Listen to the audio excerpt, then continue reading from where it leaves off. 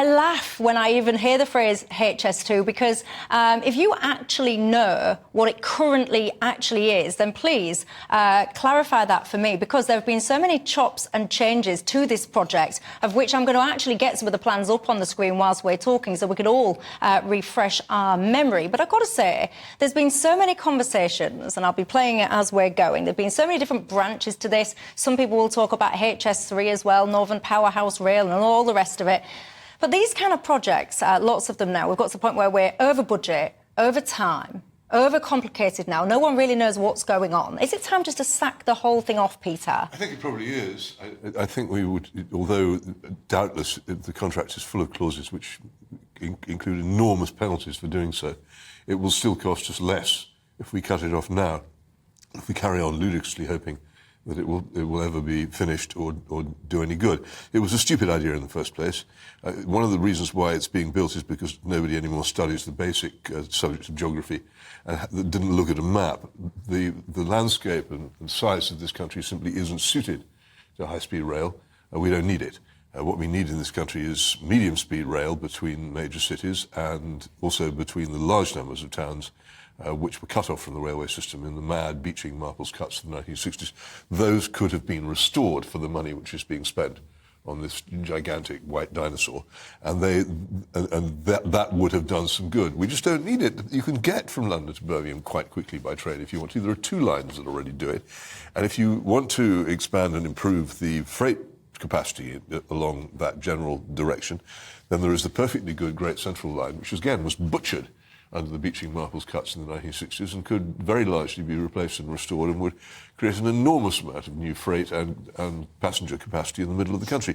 All these things are available, but it had to be a grand project. It had to be something that people could boast about. It had to look flashy, and so that's what we chose, and this is how we pay for it. And I doubt it will ever be finished.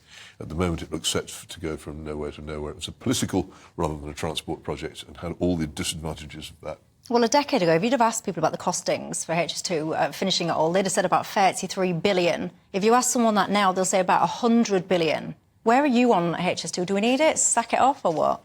I do think it's just gross mismanagement, and it worries me that, not because I've got any illusions that Britain is doing anything on the world stage, but I do think there's something seriously wrong with a country that can't manage major infrastructure projects. You know, the Elizabeth line is worked out at a stupid amount of money per mile. Hang on, no, I'm just saying everything we try, we cock up. I do want, however, to defend the need for speed. I do think we need a railway system that is fit for the 21st century and not just, you know, repairs to our existing old Victorian infrastructure. But why does it go very fast? It doesn't. The current, a lot of the current trains are doing 120, 125 miles an hour. Isn't that fast enough? The densely populated area of this country, which can be served by express trains, is actually quite small. The map of France shows you the distance between major French cities is far greater. Same with Spain, same with Germany. Their high-speed rail is justified. Here it isn't. What we need is good medium-speed, reliable intercity trains, which we seem incapable of doing. Yes, it's true we can't do anything anymore. That's because we destroyed our education system in the 1960s and removed most of the best schools from it and then destroyed the Polytechnic. So we also wrecked an area of education which taught people precisely how to do such projects. And then we privatised the railways, which had a huge store of centuries of experience, which we scattered to the winds. So, yeah, there are lots of other things going on. But the whole idea of high-speed rail is not particularly modern. It doesn't, you don't have to have very fast trains to have a modern railway system. When we talk about high-speed rail, if you're wondering how quick is high-speed, the minimum speed, apparently, you've got to reach to be able to be considered high-speed train is 155 miles an hour on dedicated tracks. The Elizabeth line, in case you're wondering what Ceri was talking about, that is basically like a tube line in London. You talk about, you know, not managing infrastructure projects properly. I completely agree with you. But this whole notion, some would argue that actually it was all about levelling up.